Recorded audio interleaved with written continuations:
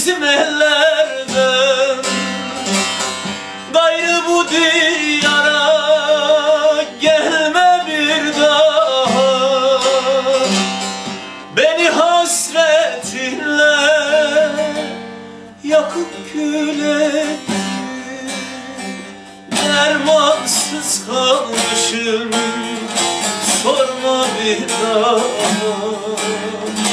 sorma bir daha.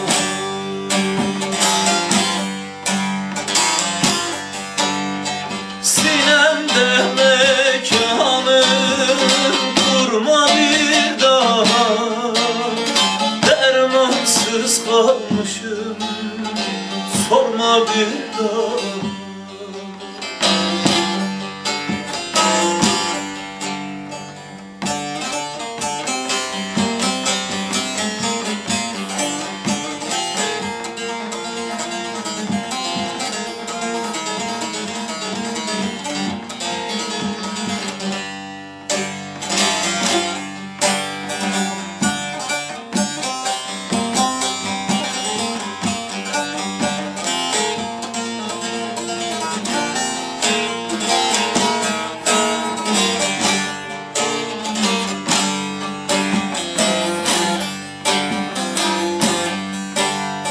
Bu deli gönlüme azap eyledin.